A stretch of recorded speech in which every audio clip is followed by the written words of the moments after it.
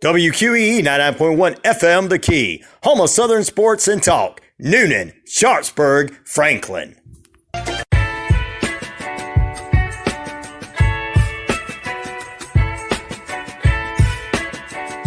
The thing is, until you can erase 3 Februaries, shut up. Bang! Quality over quantity. LeBron has beaten some of the best competition in NBA history. He's the GOAT emoji.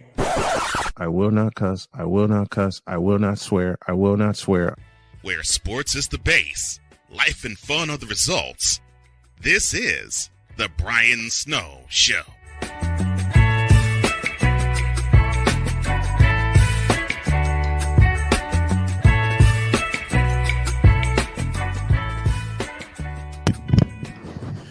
There we go. My fight with technology continues. Good afternoon, everyone. Sorry for the technical difficulties with my microphone. Welcome to the Brian Snow Show on this Friday. Glad to have y'all with me. And I want to pose a question. And I want to pose it to people who suffer from depression, like I, and anxiety. What was the point that turned the light on for you and you said, you know what? I'm going to just pull it all together. You have to have a point where you have to have a point where you're so low, where you're lower than low. And you either get it back together or you don't exist anymore. I start with that question because my guest, Marc, has a podcast called The Relatively Normal Podcast, and I love the title of that. Marc, how are you this afternoon, my friend? Great to have you. I am wonderful. Thank you so much for having me as a guest on your show. I appreciate it. I'm really looking forward to this conversation. What was your lowest point where you hit beyond rock bottom and you said, you know what, the hell with this? Let's put it together. What was that point? That point was a night, probably I'd say about 14, 15 years ago, and maybe longer than that now, think about it. And I'm driving home from work, and I live in the DC, Maryland, Virginia area, and I'm driving home, and I'm on 270 in a work truck, and I say to myself, I could just pull this truck into oncoming traffic. I could just cross the median, and at that point, someone will have to listen to me. Someone will have to understand what I'm going through. And, I thought about it a lot. And the reason most likely I didn't do that is because I was in a company truck, and I felt bad for the company that was a very toxic company to be in. If I was in my vehicle, I don't know what would have happened that night. Right. So that was my low point. If you just said something that's so true. If you were in your own vehicle, you don't know what would have happened.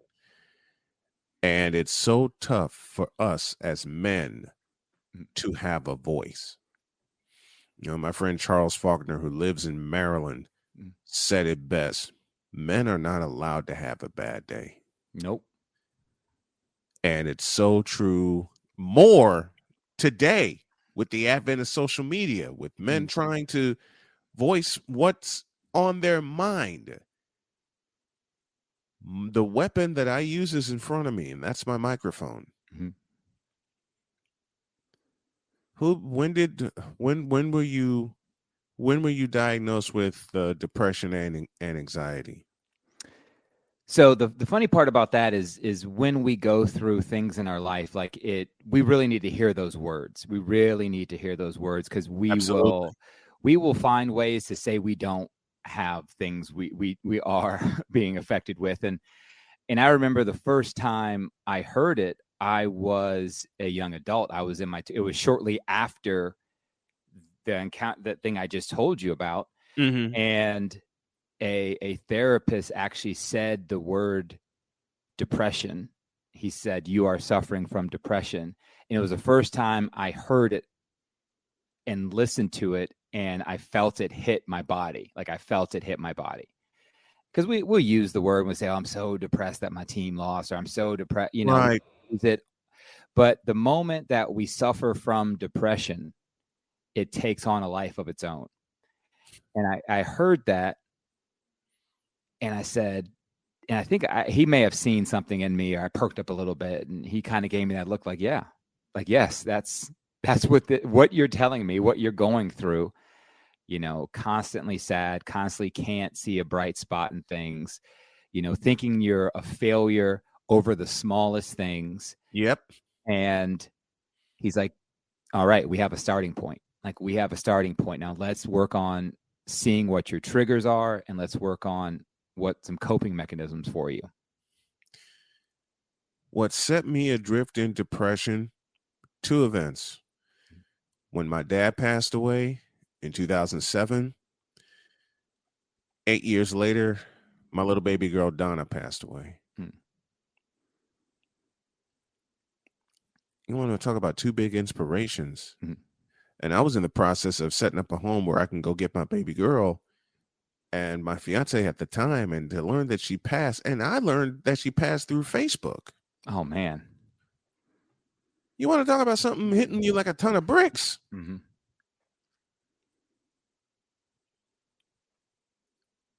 And then 2 years later, 2017, I was at Starbucks, and a former friend said the phrase, "I know you've hit rock bottom." And I went completely off. I went off. I verbally went off. That began my odyssey, because I spent a week in the mental hospital in Michigan City, Indiana, away from everything and everybody. Worst birthday week ever. But it turned out to be the best one ever, because it allowed me to reset. And I too see a therapist. Mm-hmm. Not a lot of men have the courage. Yep. Let me repeat that. Let me repeat that for those of us in the Capitol Center. Not a lot of men have the courage. Matter of fact, more to the point, a lot of men are, here it comes, discouraged from seeking therapy. How's therapy worked for you? I tell people a lot of the times, therapy probably saved my life. And I don't know what would have what road I would have gone down. And I want to say this too. I had a bad therapist that almost turned me off to it. I almost said, okay, I found out what that's about. Not for me. And that little voice in my head kept saying, you're still going through these things. You're still feeling this way. Nothing in your life is going, well, in my head, nothing in my life is going right. And I literally said, try one more time. Just try one more time. And I was so fortunate to find a therapist in Springfield, Virginia. And we met every other Friday. And it was a weird feeling when I kind of asked him, because this is through EAP, through my work, and I found him through that. And we got to the 3rd session and the 5th session and the 6th, and I was like, okay, so I guess we're wrapping this up. Right. And he looked at me. He's like, what are you talking about? I was like, well, I guess you've done what you're going to do, because I had such a bad experience before. And he said, no. He's like, we have work to do. We got work to do. And like, to that feeling of someone not only supporting me and saying he had time for me, but like giving me that feeling that I was worth it, giving me the feeling like I was worth somebody's time and patience. It was a new feeling for me. And we ended up going, I ended up seeing him for close to 10 years on and off, that we go for like 2 years, take a year off. I do some check-ins, things like that. And the thing that he told me, and thus the name of my show, I remember one day I walked in and I was at a low, it wasn't a good day, low day. It was nothing with the world. Like the sun was out. Right. Yeah, everything was good, but it was just the chemical imbalance is real. Like I was in a low place. And he said to me, he asked me straight up, "What do you want?" And I said, I just want to be like everyone outside I see with a smile on their face, not a care in the world. I want to be normal. And he explained to me that, hey, you know what? One, you don't know what they're going through. And two, this is your normal. Like this is you. And normal is relative. So let's work through what your triggers are again as they continue to come. And you just have to do more work on yourself. That's all you have to do. You have to cope a little different than everybody else. But you're normal. Don't let anybody tell you you're not. And that stuck with me for so long. It's still with me to this day. Like I'll never, like when my kids talk to me or when someone calls me and says they're feeling out of whack and they want to be like this person, want to be like that person. They want to be, it's like, no, this is you. This is you. Embrace it. And your normal is relative. That's the biggest reason I reached out to you. Mm-hmm. Not just the title of your podcast, but there are so many things I read about you that I identify with. Mm-hmm. And being in my 40s, diagnosed with depression and anxiety, the stigma is there. Mm-hmm. Being let me just be all the way real with it. Being a man diagnosed with depression and anxiety. You want to talk about two quick strikes. Yep. There you are. Mm-hmm. And it's harder and I am a big advocate of men's rights. Mm-hmm. Let me just be all the way real with it. I'm a big advocate of men's rights. My wife, Jody, supports me in that plight. But relatively normal is the perfect title for your podcast. How did that get started? So I, just like you, I thought to myself, there's not a lot of places that this is talked about in regard to men, in regard to, want to go even deeper, Black men, but just men in society. Right. And I want people to understand that men are judged on what they can give. Yes. What they have given society. And this is not, and I never wanted this to be a competition. I never wanted to be a comparison. Right. But women are so good at not only showing their emotions, but the world is good at understanding their emotions. And say that again, please. I said that again, please. For those of us in the cheap seats at Memorial Stadium, say that again, please. The women are they're great at showing their emotions, but the world is also great at not only realizing but validating their emotions. They're allowed to feel that way. They're allowed to have those emotions. We live in a hyper masculine society. We know we live in that. We understand that. Yes. And for instance, take a look at a football game in December in Chicago and how many dudes aren't wearing long sleeve shirts. Right. Because they want to show the competition how tough they are. Yep. It's like, man, you're cold. It's okay. It's fine to be cold. Right. It's all right. They're bare chest. It's minus 10 degrees. They're bare chested at Soldier Field, and a bunch of them are spilling out Chicago. I'm like, wait a minute. Yeah. You do that in the summer, not in the winter. You don't do that in December. I'm from Chicago, born and raised. It's cold. It's cold. Damn cold.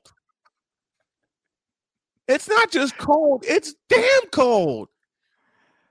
What the hell am I going to put a C on my chest in minus 10 degree weather in front of 65,000 people? And And you know Fox Sports is going to catch that. Oh, they're gonna love it.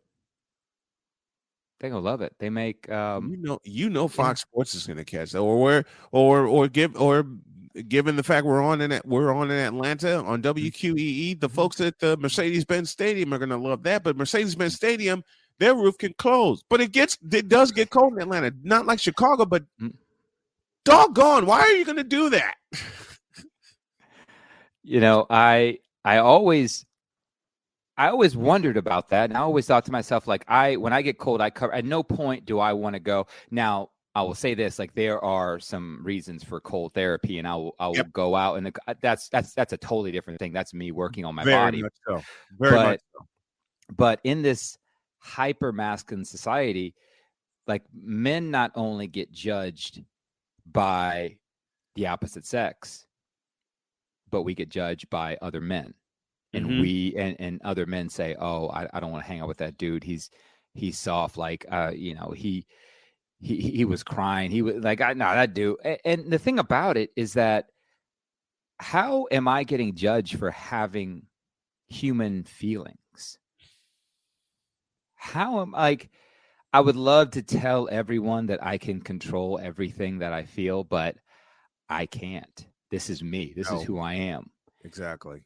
And I started the show because I figured, what better way than a 6'5", 235-pound black man talking about his feelings for other men to say, he's doing it.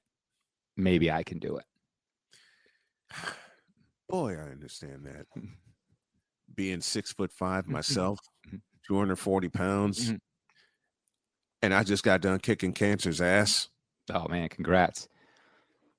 I'm not supposed to be here. I had stage 4 pancreatic cancer. Oh wow. I'm supposed to be in a box.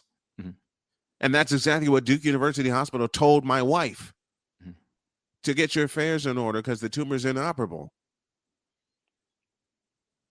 And in lieu of swearing, my wife said, none of that. So we came back up here to Indiana and got things together. Met my oncologist. He made a phone call. Because I can't tell you how I was even more depressed than ever with the chemo messing with me. And here I was thinking, okay, the chemo's going to save my life. Wrong. Dead wrong. And this is coming from a guy who lost both his parents to cancer. I lost my dad to prostate cancer, my mother to breast cancer. I thought for the longest time I'm next in line. The person that saved my life? Jody, my wife. Actually, I credit my daughter Sonia. When I took a fall, she called 911, discovered there were blood clots in both my lungs. Oh, man. That led to them discovering a mass on the left side of my abdomen, and us not wondering where it was or where it came from. And then that's when the diagnosis came down. When I got that diagnosis, and it was 2 days before my birthday in 2021, you want to talk about a sucker punch? I mean, I just got over the blood clots. I'm just getting back connected and getting back into working out and everything, and then pow! I get that.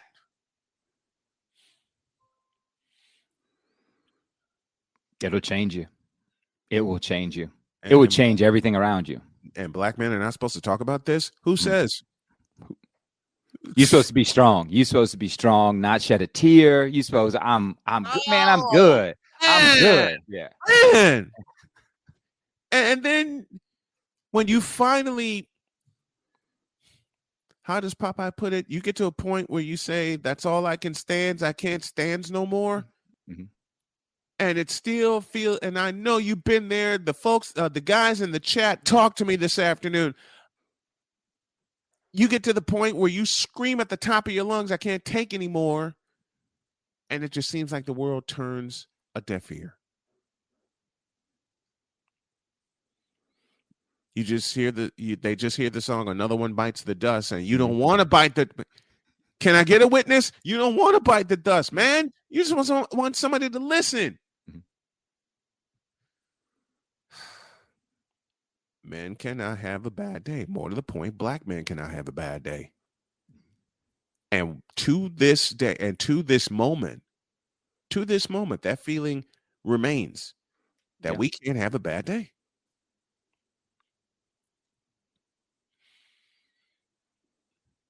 How do you cope? What are some things that you do to cope and to keep you afloat? The biggest things that I have done in my life, and listen, I've tried everything. I've tried the meditation, I've tried the mindfulness, I've tried the breathing, get outside, all that stuff. Yep. And for the most part, they, especially if it's sunny outside and you get outside and the sun hits you, like it's hard to stay in that state once the rays start hitting you. However, like me, I got to go back inside and work. So yes, sir. But I reframed my life where I prioritized myself and I started treating myself like a friend because I saw that anybody who came to me, Marc, I got this problem. Marc, I need your help. Marc, can you listen? I was 100% invested. 100%. I'm gonna be there. I don't care. I tell people it doesn't matter where I'm at. I got you. But the moment that I needed something, I was either scared to go ask somebody for help or I couldn't even tell myself I was allowed to feel that way. Right. My negative self-talk was just off the charts. Like, why do you feel that way? Stop. That's dumb. No, why? Just man up, man up, man up, man up. I hate that phrase. Oh, I hate it. Hate it, hate it, hate it. I hate that phrase. And whoever first started saying man up needs to be put in front of a wall. Matter of fact, needs to be put through a wall.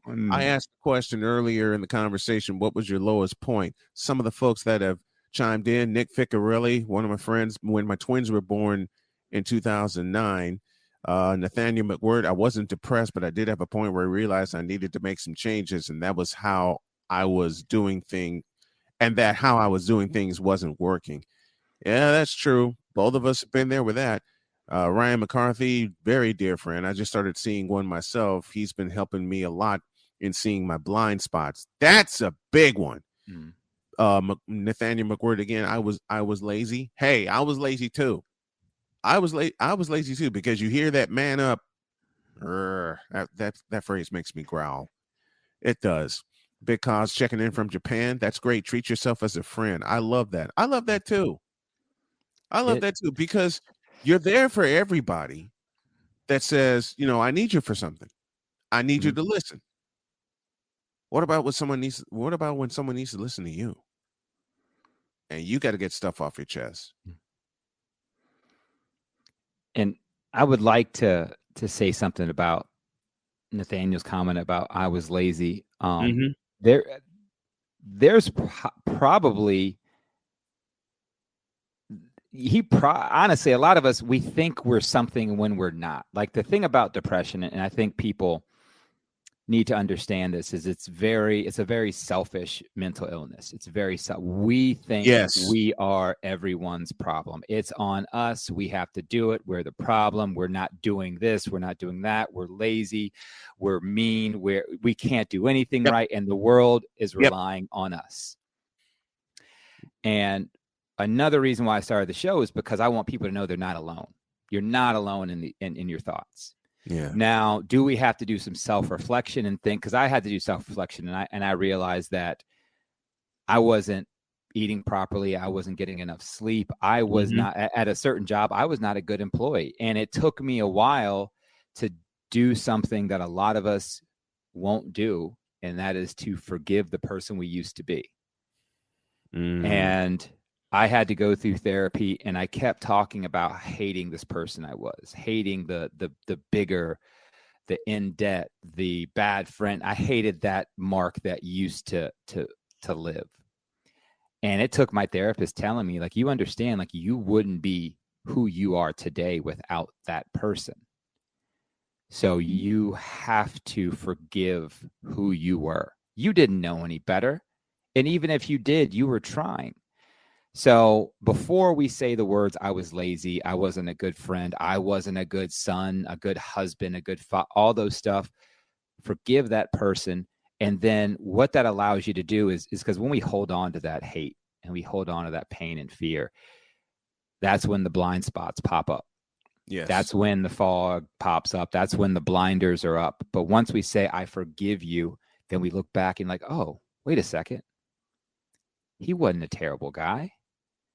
Like, he was trying to get through his 20s. He was trying to make a name for himself. He was trying to take care of the people around him. His grandmother was sick. Like, he had a distance between him and his sister. Like, oh, him and his father went through. Like, he was working through some things. Yes. And we have to. And if anybody's listening, is like, they look back and they say, oh, 2000, I look at 2009, I can't look at those pictures, or 2001, I don't want that person, or even last year, yesterday, Mm-hmm. like, I don't like that person. Mm-hmm. We have to work on forgiveness. And that's the toughest thing to work on. Oh my goodness, it is hard. It's hard. That's the toughest thing to work on, because not only the inner peace that awaits you is further away than you think, because you won't forgive yourself or won't forgive that person that you were once upon a time. Then you got society saying, you're doing what? You got society saying, no, you can't do that. You just have to man up and take it and take care of business. I talk about this all the time. 2015, I went through a very abusive relationship. Physically, emotionally, mentally. I went to the police in LaPorte, Indiana, and they laughed in my face. Mm-hmm. You're taller than her. You're bigger than her. And I was a lot bigger than this at the time. Why can't you just take care of business? That nearly drove me to my grave. And then 2 months later, I found out I lost my daughter. You want to talk about a blind spot? I got punched and then I got sucker punched. Mm-hmm. You put all that together, you talk about being in a fog. How tough is it to forgive the person that you once were? What finally did it for you when you said, you know what, I forgive that person? What finally did it? You know, we're all asked in groups and with friends and family, we're always asked that question of, if you could go back in your life, would you change anything? We're asked it in passing. We're asked it as icebreakers. We're always asked that question. Yes. And it was probably less than 2 years ago where I was asked that question. And my answer was different than it's ever been. Mm-hmm. My answer was like, I wouldn't change a thing about the person I wouldn't change a thing about my past, because it has made me who I am today. Mm-hmm. I wouldn't go back and make myself, skinnier in my 20s. I wouldn't go back and give myself more money in my 30s. I wouldn't do any of that stuff, because I wouldn't have learned what I've learned. I wouldn't have traveled the road that I've traveled to become here. And now I know that everything I'm doing today is kind of molding me into the person I'm going to become tomorrow.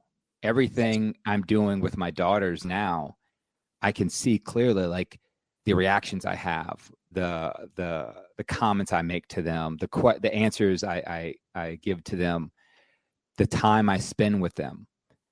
That's molding. I can see clearly now that everything means something. And again, I'm 43. So that means I lived almost probably over 40 years of my life not forgiving. I lived in the past so much of my life. I wish I had done that. Mm-hmm. And I don't even dwell on the past anymore. And it's a weird and calming feeling when you are intentional and present. And it takes a lot of work. And I'm not going to sit here and tell you that every day is sunshine and rainbows. Absolutely not. Mm-hmm. But now when it's not, I can see. Not only can I see my triggers, I have no problem telling people that I'm going through something. Yeah. Yeah. I don't have any problem either telling people I'm going through something. But you and I are the unicorns. You and I are the unicorns right now. But we had to work at it. Yes. We definitely had to work at it, and it's still a work in progress. Mm-hmm. There's the biggest thing I have to remind myself. It's still a work in progress. Mm-hmm. We all are. And learning about the new person that I am, but remembering what happened in the past that got me here. Mm-hmm. Talk to me about the podcast. What made you start it? So I wanted to, find a place where men would feel comfortable talking. And the thought of it was I really didn't have a plan for it other than as another coping mechanism. Like I had some good breakthroughs in therapy. Mm-hmm. And I had talked to my therapist about the conversations I was having with other men. Like I literally was in conversations I was having at work, and I had led a few talks at work about, leading with empathy and making sure empathy was on the front of everybody's mind when it came to work, because I was learning more about burnout and stress at work. And so many people were saying that work was the number one cause of their anxiety and stress. And he just kept saying that, maybe you should, find a way to talk to more people. And I said, all right, I can do that. And I started the podcast and the first episode, here's the thing about the first episode. I recorded it in one take, didn't edit it, and just put it, because I'm like, you know what, if I go back and start picking this thing apart, I won't put it out. I won't put it out. Right. It won't happen. Yes. So I remember I spoke into the mic. It wasn't this one. It was a much cheaper one. Yeah. And then I finished recording. I uploaded it, and I was like, yeah, I'm putting it out. I don't care. I'm putting it out. Mm-hmm. Mm-hmm. And within a couple days, probably 2 or 3 days, I had 5 men reach out to me and say, thank you. You were saying out loud the things that I was thinking. Mm-hmm. And I told myself, that's exactly why I'm doing this. That's exactly that's the validation I needed at that point. I don't know what would have happened if I hadn't gotten any feedback or anything like that, but all the feedback I got was thank you. Mm-hmm. And the first episode was, I think it was titled, Be a Friend. And I was talking about how we all have cues that we give off, and we all use the question, how you doing, in passing. Mm-hmm. and rarely do we take the time to really figure out what someone's going through. And my suggestion to people was just take some time to listen to people. Mm-hmm. And you'll be amazed how you can change somebody's outlook on their day. Absolutely. On their week, Marc took time out of his day. He took 15 minutes just to talk to me. My mom is sick and I have nobody to talk to, and I still got to get this work done. And Marc shut off his computer and told me to sit down and have a discussion with him and let me know that he was here for me. Mm-hmm. It changes people. It changes. Words matter. Words matter.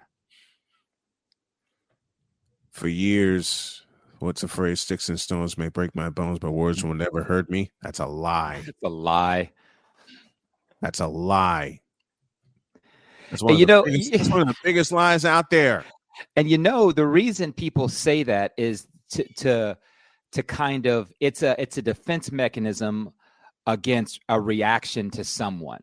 Yep. It's someone has hurt you, and you try to tell yourself, they can say what they want to say, but it's not going to hurt. No, you're hurt. Yes.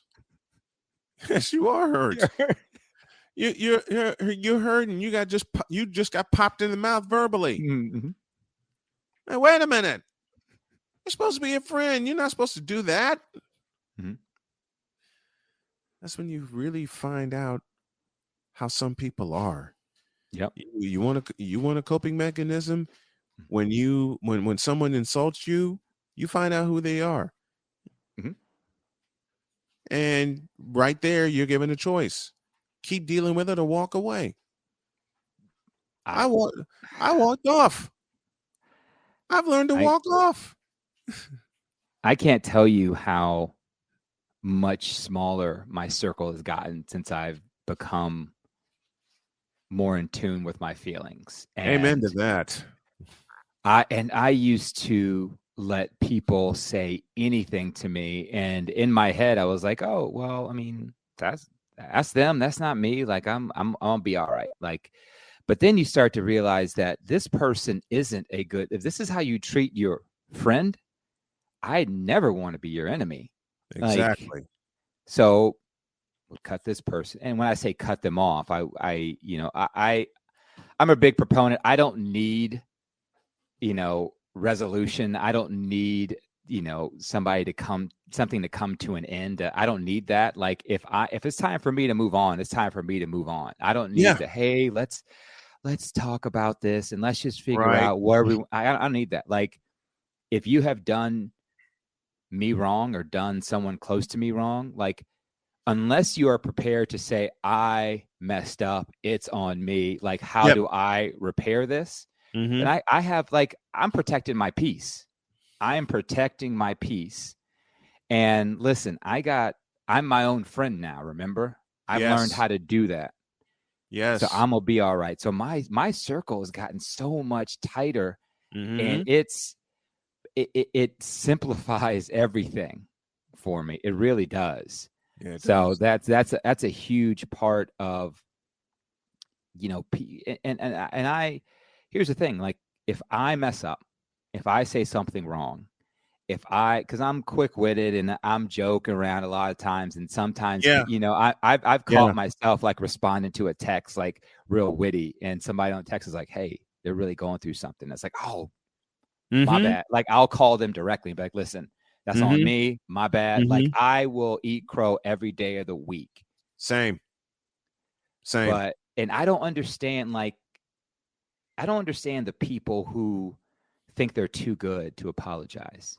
And this is another masculine thing. And I've heard this. Yes. Never admit that you're wrong. Never admit that you're wrong. Bruh, how does someone, like, how big of a narcissist someone has to be? Right. to live that way. Thank you. I borrow from Ron White, and Jody and I make this joke all the time. But when we hear something like that, we just look at each other and go, that's profiling. And profiling is wrong.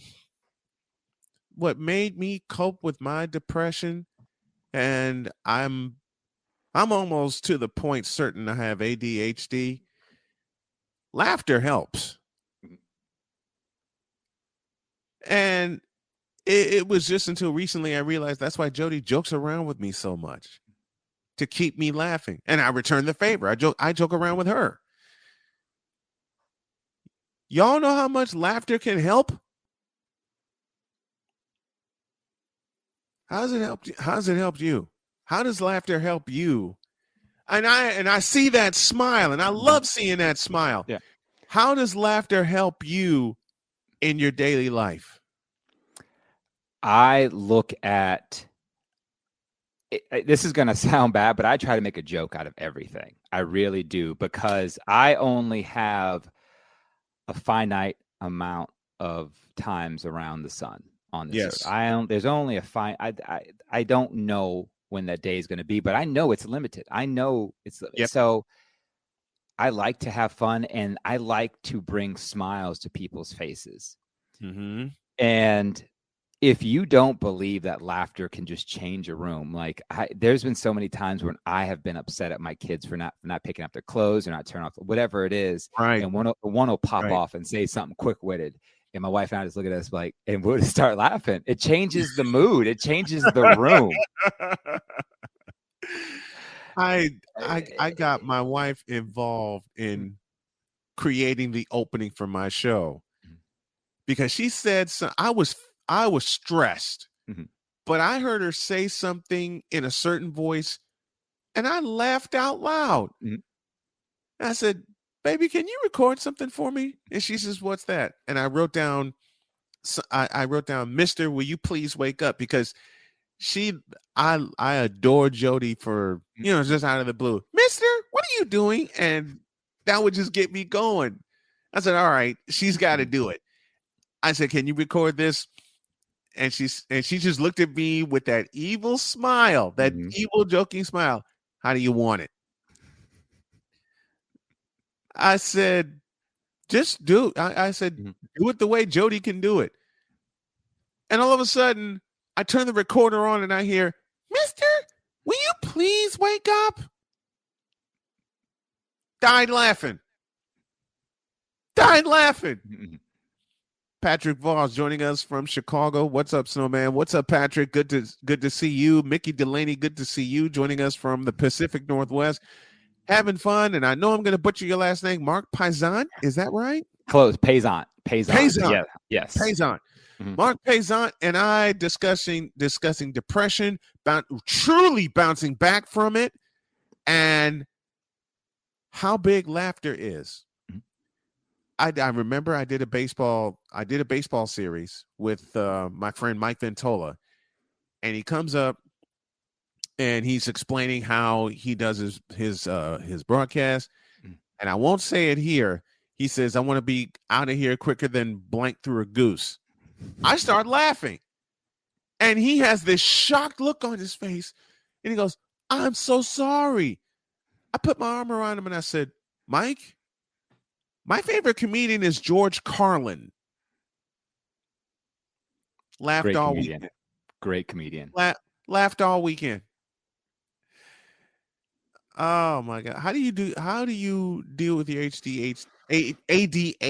I knew I'd butcher that. How do you work with that? How do you control it is the question I should be asking. Yeah. It another one of the things I had to learn that was part of me, and I and now my oldest daughter has been diagnosed with it, and it's funny, like there are some similarities between us, but doctors are just learning more on how it manifests in women versus men. Right. And girls don't usually have the H part of it. Girls usually have the attention deficit disorder. And younger boys usually have the H, the hyperactivity. However, as boys become men, that hyperactivity kind of goes away because, lo and behold, we have to hold jobs. We have to be patriarchy. we have to live. So we can't be bouncing off of walls all the time. Yep. So I've gone through my entire life like not on medication, and just knowing not knowing, because my mother, when I was younger, like refused to think that her child had ADHD and ADD, and he just needs to apply himself. He needs to do better. Like, Yep. So I started working at a startup company a couple years ago. And anybody who's worked for a startup, that million miles a minute, like you have a title, but that doesn't mean that's what you're doing. Like I'm doing everything. I'm working 12-hour days. And I finally say out loud, I'm like, I really feel like I'm getting nothing done. I really feel like I can't focus on anything. Like I'm mediocre at a bunch of stuff. And finally my therapist at the time had talked to me about my ADD kind of symptoms, and said, "Hey, go talk to your primary care and just see what they say, and maybe they can help you out, because it is a controlled substance. It's one of the most controlled substance in the States. Like it's and for a reason, because it is addictive. It's a stimulant." And so I went and talked to him, and he was one of those guys that was like, "Hey, I'll be honest with you. I didn't believe in this stuff when it first came out. I thought kids just had to try harder." Yeah. But he's like, "I've seen what this can do for the right person."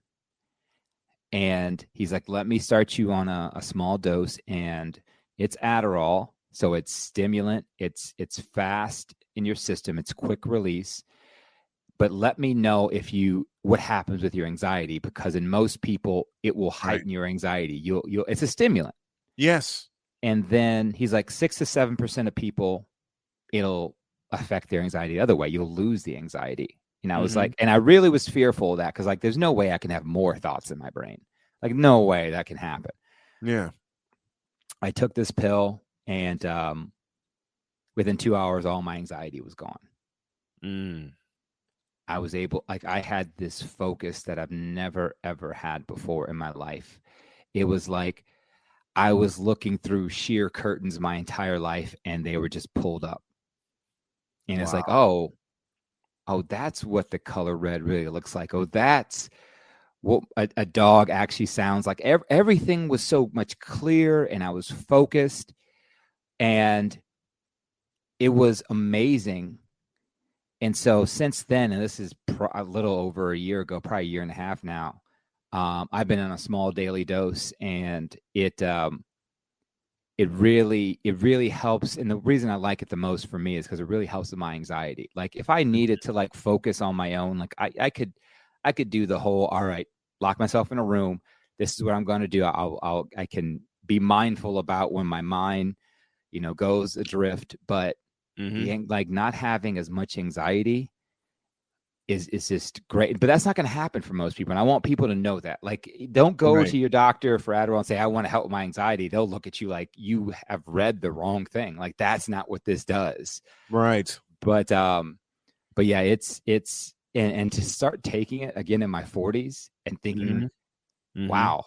But again, it is what I'm here now. Like I'm here now. Like I'm cool with where I'm at now. I'm not going to dwell on the past and say I should have been taking this when I was 21. Right. No, this is I'm here now. And that's the thing. The path that you walk is the path that you walk. You can't change anything. I had to learn that after Pops died. He told me stay busy. That was one of the best pieces of advice I ever got. I cannot do the opposite. I have to stay busy. I cannot tell you. Yes. I got to. I have to stay busy, man. And when he gave me that advice, and then later on I lost him, internally, I snapped because my hero was gone. And that kind of turned the light on for me. And it's taken till now for me to really realize what my dad was saying to me while he was taking his last set of breaths. I just think about him taking his last breath. I never thought about until recently him telling me, you stay busy. I'll be okay. I can mask it by saying, oh, that's my dad telling me he's going to be all right and telling me to stay busy, but I never really grasped what he was saying to me. I never really grasped that until recently. And now it's like, okay, I got my dad's spirit in me. I can't do the opposite. I have to stay busy. This reminds me of him. There's two things that my dad told me. One being, and my dad's still with us, so I talk to him a couple times a week. One, of course, was stay busy. A lot, too much stuff is done in free time and stagnant time. Like stay busy, keep yourself busy, right. And that also can you stay in that growth mindset if you're continually keeping yourself busy. And the other thing he told me, which I keep to this day. And even though I'm talking to you on this show and I'm opening up about my emotions, things like that, but he told me keep things close to the vest. Yeah. He's like, don't be the guy that just opens up to the world about personal stuff. Now, I will talk on my podcast about times I've been low. I will talk on my podcast about men opening up. However, I've seen too many times where I've met people and within hours, I'm learning their deepest, darkest secrets. Yeah. And that I don't know if those people realize, like, you're telling me that I can't tell you anything. You're telling me that I can't trust you with anything. Because if within a couple hours, within one night of going out and grabbing beers, within a week of us even knowing each other, you're telling me some foul stuff you've done or some foul stuff your friends have done or things you've been involved. Like, all right, well, so to this day, like, I always stay, like, people see this persona of me and it's like, Marc opens up. Marc's a good guy. Like, yes, I will listen and I will be a good friend. However, don't expect me to just tell you about everything in my life or my friends' lives or things like that. Like, I have more respect for myself than to do that. Ooh. This has been a powerful conversation. Mm-hmm. And Marc Paisant has joined me, not just for a conversation, but he is a friend. Mm-hmm. And I consider you a friend with everything that you've gone through. And you've come out on the other side. Mm-hmm. I asked a question earlier, what was your lowest point? And I mentioned two of them for me, losing my dad and losing my daughter, my abusive relationship in 2015, and then getting diagnosed with stage 4 pancreatic cancer. You want to talk about a man going through a grand slam of events. Mm-hmm. But the event that lifted me up out of the hole was February 15th of this year. Had a routine exam and a routine follow-up with my oncologist. And he's asking, how's it going? And I also did an MRI a couple weeks earlier, and he was reading the results of the MRI. He said, we saw spots on your liver. We don't see them anymore. Working on the eye exam also. And my wife said, we're waiting until April 4th because that's the 1-year anniversary of my surgery. We're waiting to April 4th on April 4th to give us the news whether or not we're in remission. And Dr. Raghunath said out loud, the remission has started. Mm. You want to talk about a 50-year-old man dancing around the office like a 10-year-old? Celebrating like I'd scored the winning touchdown or the winning basket. And before I broke out in dance, I said, say that again. He says, you're in remission. The remission's already started. I was dancing like a fool internally and externally all the way home. If you don't think you can beat anything, if you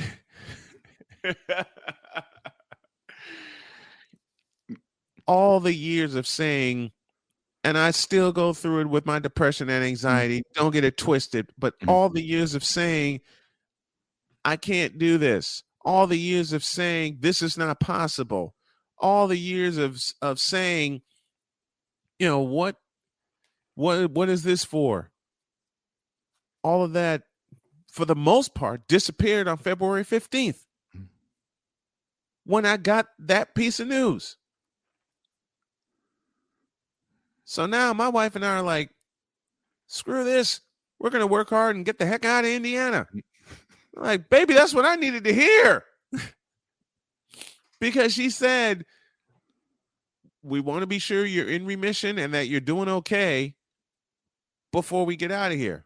Well, guess what? We got that news. I looked at Jody and she looked at me. And we were both like, oh, it's on. And we both were like, oh, it's on. That is amazing. That is, I love to hear it.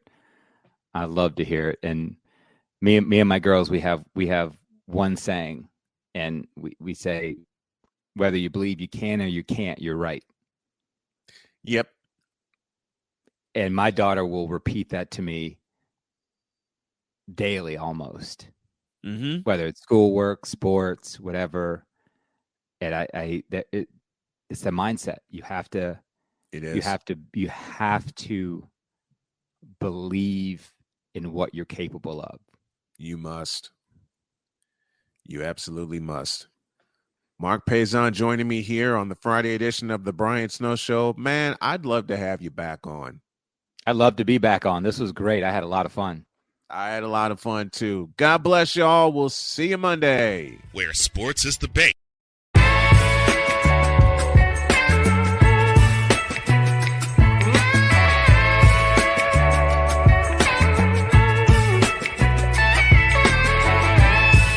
Thank you for tuning in to The Brian Snow Show, where sports is the base, life and fun are the results.